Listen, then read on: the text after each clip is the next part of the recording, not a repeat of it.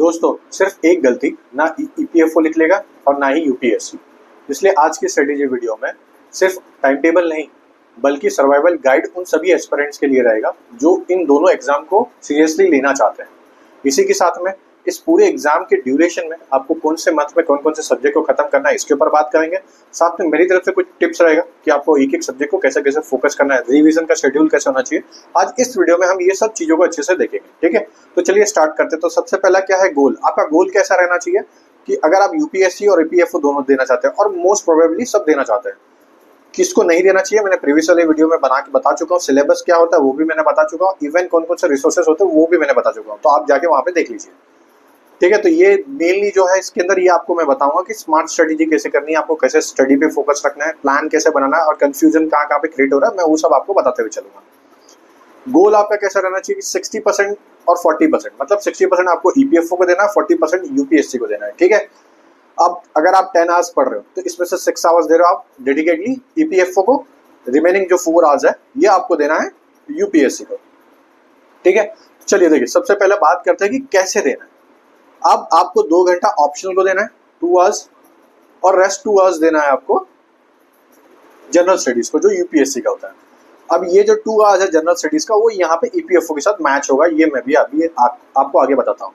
तो हम पूरे शेड्यूल को 4 फेज में रखेंगे, phase 1, phase 2, phase 3, phase 4। Phase 4 में फरवरी के बाद तो मतलब यहाँ से दिसंबर से आपका पूरा यूपीएससी के प्री पे शिफ्ट हो जाएगा, जो आपके डिमांड पर मैं फिर यूपीएससी का भी एक शेड्यूल ला दूंगा, ठीक है।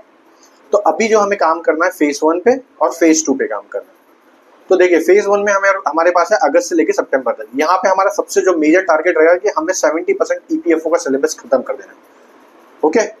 अब ईपीएफओ में सबसे बड़ा जो टॉपिक है, एक है लेबर लॉ, अकाउंटिंग और सोशल सिक्योरिटी, ठीक है। यहाँ पे मैं लिखा नहीं हूँ, आप लिख लीजिएगा सोशल सिक्योरिटी।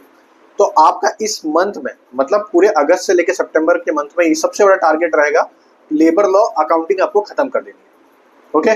डेली 4 आवर्स देना है एक एक टॉपिक को, मतलब जैसे आपने लेबर लॉ खत्म कर लिया फिर अकाउंटिंग पे जाओ, अकाउंटिंग खत्म कर लिए फिर उसके बाद सोशल सिक्योरिटी पे जाओ, ओके। और सोशल सिक्योरिटी के लिए जैसे मैंने बोला था पीटी 365 आएगी, सॉरी पीटी 365 आएगी, उसके स्कीम्स को अच्छे से देख लेना, और मेन 365 सोशल की, सोसाइटी की, बस उसको देख लेना। तो यहाँ से आपका सोशल सिक्योरिटी भी हो जाएगा। आइदर बहुत सारी बुक भी पढ़ेगा, कोई फर्क नहीं पड़ता है, मगर इतना कर लोगे तो मोर देन इनफ रहेगा, ओके।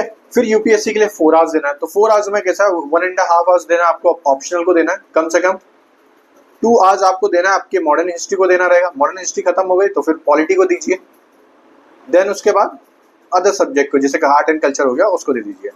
फिर 30 मिनट्स आपको मैथ्स को देना है। ये आपका सितंबर में चल रहा है, अभी हमने इंग्लिश मैथ्स को इंक्लूड नहीं किया। 30 मिनट्स यहाँ पे मैथ्स को दे दीजिए।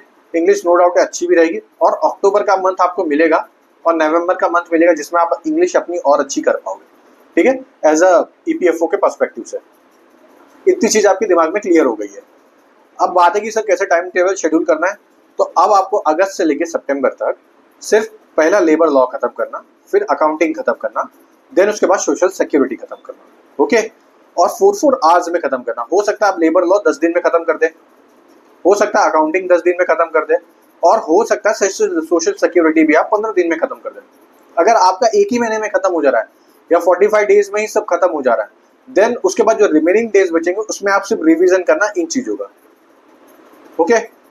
फिर आफ्टर यूपीएससी के टाइम पे क्या करना, यूपीएससी का चल ही रहा है अल्टरनेट में, तो उसमें आपने ऑप्शनल 1.5 आवर्स पढ़ ही रहते हैं ऑप्शनल को। उसके बाद जो आपका 2 आवर्स है जिसमें आप जीएस के सब्जेक्ट को दे रहे हो, मॉडर्न हिस्ट्री को दे रहे हो, इसी के साथ में साइंस को भी दे सकते हो, और इसी के साथ में आपको किसको देना है, आपके पॉलिटी को, ठीक है। ये 2 महीना आपको मॉडर्न हिस्ट्री खत्म करनी है, पॉलिटी खत्म करनी है, साइंस खत्म करनी है। ये 3 मेजर सब्जेक्ट आपको खत्म कर देने, कैसे भी एनी हाउ ये आपको तीनों सब्जेक्ट खत्म कर देने इसी 3 महीने में।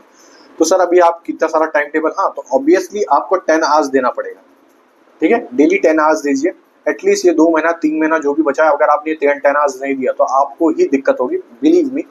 कम से कम इतना तो देना ही पड़ेगा। अब प्रायोरिटी पे कैसे पता चलेगा कि ईपीएफओ क्या कर रहा है। तो देखिए ईपीएफओ का जो एग्जाम कंडक्ट करवा रही है वो यूपीएससी करवा रही है, ठीक है। तो यूपीएससी का सबसे बड़ा टारगेट क्या होगा कि वो यूपीएससी के मतलब प्रॉपर जो सिविल सर्विस एग्जामिनेशन के जो यूपीएससी के 5 ईयर्स के जो क्वेश्चन पेपर है, सबसे पहला तो आप उसको एनालाइज कर लेना, पहली चीज। दूसरी चीज, अभी सीएपीएफ का एग्जाम शायद से होने वाला है, उसके क्वेश्चन पेपर को जरूर देख लेना, क्योंकि उसका लेवल लगभग ईपीएफओ से थोड़ा थोड़ा मिलता रहेगा। आप उसको जाके अच्छे से देख लेना। मतलब मेरे कहने का सबसे बड़ा होता है, यूपीएससी ने पिछले 2 साल में जितने भी एग्जाम लिए छोटे बड़े, उसमें जितने भी जीएस के क्वेश्चंस हैं उन सभी को अच्छे से देख लेना, ठीक है। देन उसके बाद यूपीएससी के 5 साल के पूरे क्वेश्चन पेपर को देख लेना, जो भी यूपीएससी सिविल सर्विस एग्जामिनेशन के लिए लेती है। हर संडे को एक मॉक टेस्ट देना। अब आप पूछोगे सर मॉक टेस्ट कहाँ पे मिलेगा? बहुत सारे रिसोर्सेस है, आप जाके देख सकते हो। या एक सिंपल तरीका मैं बता दूं कि हम बहुत ही जल्दी एक शेड्यूल लेके आने वाले, जिसमें डेली आपको जो डेली का डेली आपको टारगेट भी मिले, डेली का डेली आपको टेस्ट मिलेगा। जो 20 क्वेश्चंस रहेंगे आपको, वो डेली आपको अटेंड करने हैं। हाई यील्ड रहेंगे, चांसेस ज्यादा है कि वो क्वेश्चन रिपीट हो यूपीएससी के एग्जामिनेशन में। अब हम इसके लिए बोल पा रहे हैं कि उसका एक रिकॉर्ड भी रहा है, और मैं बताऊंगा भी आपको कि कैसे कैसे क्वेश्चन आते भी हैं। बस आपको इतना करना है कि उसका एक मिनिमल फी रखा है हमने 20 रुपीज़, वो आपको पे करना पड़ेगा, ताकि यहाँ पे सिर्फ सीरियस स्टूडेंट है, ठीक है। मैं ये नहीं चाहता कि हर कोई आके भर जाए, तो आपको मिनिमल 20 रुपीज़ पे करना है। आपका डिमांड रहेगा तो कमेंट कर देना, तो हम उसका एक डिटेल पूरा एक अच्छे से आपके सामने हमारे टेलीग्राम चैनल पे आपको मिल जाएगा। तो अगस्त सितंबर में क्या करना है मैंने आपको बता दिया। अब अक्टूबर नवंबर में क्या करना है, यहाँ पे आपको 100% ईपीएफओ की तरफ फोकस भी रहना और उसका सिलेबस भी खत्म कर देना है। तो ईपीएफओ को सिर्फ से सबसे ज़्यादा 6 आवर्स देना है, जिसमें 3 आवर्स आईआर को देना है, मतलब इंडस्ट्रियल रिलेशंस को। क्यों? क्योंकि हमने यहाँ पे इंडस्ट्रियल रिलेशन को कवर नहीं किया था। यहाँ पे हमने 3 सब्जेक्ट को, लेबर लॉ, अकाउंटिंग और सोशल सिक्योरिटी। यहाँ पे आपको इंडस्ट्रियल रिलेशन को खत्म करना है, जो कि आपका 10 से 12 दिन में खत्म हो जाएगा। उसके बाद जो भी चीज बचती है ना, सिर्फ और सिर्फ इसको रिवाइज करना। ये 3 आवर्स है ना आपका सिर्फ रिवीजन में जाना चाहिए, ठीक है, ओके। फिर उसके बाद 2 आवर्स अगेन रिवीजन है। यहाँ पे रिवीजन में आपको पीवाईक्यू यहाँ पे इंक्लूड कर देना है, ओके। फिर उसके बाद 1 आवर्स आएगा, तो 1 आवर्स में अब आगे आपका अक्टूबर से नवंबर वाला मंथ। अक्टूबर में मैथ्स, रीजनिंग और इंग्लिश, ये तीनों पे आपको सबसे ज्यादा फोकस करना चालू कर देना। और यहाँ पे 1 आवर्स या अकॉर्डिंगली आप जो भी हो सकता है 2 आवर्स कर दीजिए, रिवीजन को 1 आवर्स कर दीजिए, क्योंकि यहाँ पे आपने ऑलरेडी एक रिवीजन को अच्छे खासा 1 आवर्स दे दिया है, ठीक है। अब यूपीएससी में जो 4 आवर्स है, मतलब यहाँ पे आपको अब 10 आवर्स कंपलसरी है, इतना तो करना ही पड़ेगा। इससे ज्यादा जो जाएगा उसके लिए प्लस प्लस सिचुएशन, मतलब अगर आप 10 आवर्स से ज्यादा चले जाते हो, 12 आवर्स हो सकता है, 14 आवर्स हो सकता है, या जिनको ये जॉब चाहिए ही एनी हाउ, तो उनके लिए तो भाई टाइम की लिमिट ही नहीं है, वो पढ़े जितना देर तक पढ़ सकते हैं। तो प्लस प्लस उनके लिए सिचुएशन रहेगा। तो यूपीएससी में 4 आवर्स है, 3 आवर्स आपको आप देना है जीएस के लिए, history, polity, art and culture, ये 3 पे प्रायोरिटी, और इनका रिवीजन होगा। मैं ये क्यों बोल रहा हूँ रिवीजन होगा, क्योंकि ऑलरेडी हमने अगस्त और सितंबर में देख लिया, हमने ये पढ़ के खत्म कर दिया। अब आया है फिर 1 आवर्स। 1 आवर्स में सिर्फ और सिर्फ आपको ऑप्शनल पढ़ने हैं, और ये नवंबर तक पढ़ते रहना है। एग्जाम के ठीक 10 दिन पहले, 10 से 15-20 दिन, जब भी आपको लगता है घबराहट हो रही है, ऑप्शनल को बंद कर देना, ओके। नवंबर में बंद कर देना, अगर आपको डर लगता होगा तो नवंबर में बंद कर देना। अब ये सब चीजें आपको अक्टूबर नवंबर तक चलानी है। और मेरे ख्याल से जब भी एग्जाम के लास्ट 10 डेज बचे रहेंगे, वहां पे आपका आता है की रोल। कैसे की रोल आएगा कि अब 10 डेज में आपको ये करना है कि आपके पास एक शॉर्ट नोट्स आपके तैयार होने चाहिए, जो लास्ट के 10 डेज में आप रिवाइज कर पाओ, या 15 डेज में रिवाइज कर पाओ। तो आपको शॉर्ट नोट्स कैसे बनाना है, तो मैंने ऑलरेडी एक वीडियो बनाया भी है, आप जाके देख सकते हो प्रीवियस वीडियो में, कैसे शॉर्ट नोट्स बनाए जाते हैं। फिर इग्नोर मत करना कभी भी किसको, मैथ्स को, इंडस्ट्रियल रिलेशन को, लेबर लॉ को, पॉलिटी को, हिस्ट्री को और सोशल सिक्योरिटी को। और जो मेजर सिर्फ यूपीएससी की प्रिपरेशन कर रहा है, वो मेजरली एक तो अपने लेबर लॉ को, पॉलिटी को, हिस्ट्री को और सोशल सिक्योरिटी। क्यों? क्योंकि यहां से ज्यादातर क्वेश्चंस आते हैं, और आपके सबसे ज्यादा क्वेश्चन यहीं से सही भी होंगे। वीकली रिवीजन ये आपको करना है। कैसे करना है, तो देखिए मैंने ऊपर अभी बताया आपको कि एक दिन चुनिए संडे का, उस दिन सिर्फ और सिर्फ आप रिवाइज करिए पूरे दिन भर, टेस्ट दीजिए, टेस्ट देने के बाद रिवीजन पे लग जाइए, ठीक है। तो पूरा रिवाइज करना चालू कर दीजिए। देन उसके बाद मैंने एक तरीका बता दिया था कि रिवीजन करने के लिए, कि यहाँ पे अक्टूबर से नवंबर तक आपका सिर्फ रिवीजन चलेगा। जैसे ही आपका इंडस्ट्रियल रिलेशन खत्म होता है, उसके बाद आप जितना हो सकता है उतना रिवाइज करना। और दोस्तों याद रखना, revision is the key to clear a UPSC examination. अगर आपने रिवीजन ही अच्छे से नहीं किया, डेफिनेटली यूपीएससी क्या कुछ भी एग्जाम नहीं लिख लेगा।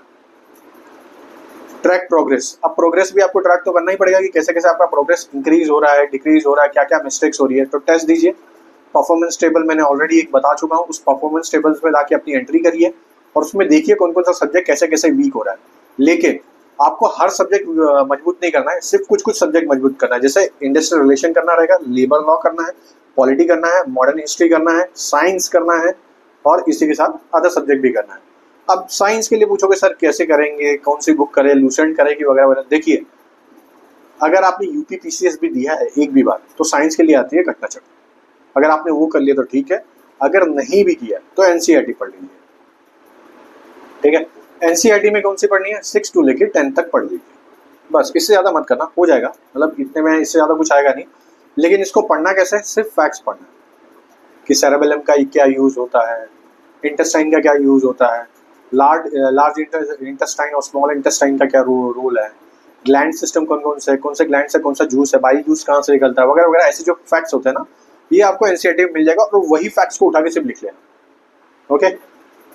अब बात आती है लास्ट के 10 डेज में कैसे करेंगे। एक एक पेज के शॉर्ट नोट्स बनते हैं, मुश्किल से अगर आप इंडस्ट्रियल रिलेशन का, सोशल सिक्योरिटी का, अदर सब्जेक्ट्स का बनाओगे तो एक एक दो पेज में बनके तैयार हो जाएगा और बहुत अच्छा नोट्स होता है। और सिर्फ 10 दिन आपको वही पढ़ना है। बिलीव मी, अगर आपने वो नोट्स नहीं बनाया तो आधा गेम आप उधर ही हार गए। अब बोलोगे सर वो कैसे बनाएंगे, तो आप ये सबके नोट्स मत बनाओ, ये सबके नोट्स पढ़ते समय छोटी छोटी हैंड राइटिंग में बनाओ कि मेरे से यही चीजें गलत हो रही है, मेरे को बार बार ये चीजें याद नहीं हो रही है। तो आपके नोट्स कब से बनना तैयार होंगे, वो चालू होगा आपका अक्टूबर से नवंबर के बीच में, ओके। तो 4 महीना ये आपको करना है। अब आप बोलोगे सर मैं डेट के हिसाब से मुझे दे देना चाहिए, तो देखिए मैं अगर अभी डेट के हिसाब से, जैसे कि मैं लेबर लॉ को बोल देता 10 दिन में आपको कर देना है, हो सकता है किसी का 12 दिन जाता, हो सकता है किसी का 15 दिन जाता, हो सकता है किसी का 8 ही दिन में हो जाता। तो आप अपने अकॉर्डिंग सब चीज को डिवाइड करिए। सिर्फ मैंने एक टारगेट दिया है कि अगस्त से लेकर सितंबर तक आपको खत्म कर देना आपका 70% ईपीएफओ, जिसमें लेबर लॉ, अकाउंटिंग और यहाँ पे सोशल सिक्योरिटी यहाँ पे आपको खत्म कर देनी है, ठीक है। देन उसके बाद आपको अक्टूबर नवंबर में आईआर खत्म करना और सिर्फ रिवीजन करना, मतलब आपके पास रिवीजन करने के लिए ऑलमोस्ट 4 आवर्स रहेगा। और रिवीजन करना, बिलीव में, कोई नई चीज मत पढ़ना। ये 2 महीना अगर आप रिवीजन कर लोगे, जाओगे आराम से एग्जाम दोगे, निकल जाएगा। और उसी 2 आवर्स, मतलब मैंने यहाँ पे 1 आवर्स लिखा था, आप रिवीजन यहाँ पे एक कम करके यहाँ पे 2 आवर्स आपको मैथ्स पे सबसे ज्यादा फोकस रखना और इंग्लिश पे। देन उसके बाद रीजनिंग लास्ट में रखना। मैथ्स प्रायोरिटी पे रहना चाहिए और इंग्लिश प्रायोरिटी पे होना चाहिए। और इंग्लिश के लिए ब्लूसेंट की बुक आती है, सॉरी अरिहंत की बुक आती है, मुझे जनरल इंग्लिश करके उसका नाम है, वो ले लेना, बहुत अच्छी बुक है, मोर देन इनफ हो जाएगा उसके लिए, ओके। इसके अलावा अगर आपका कोई डाउट होगा तो कमेंट करना।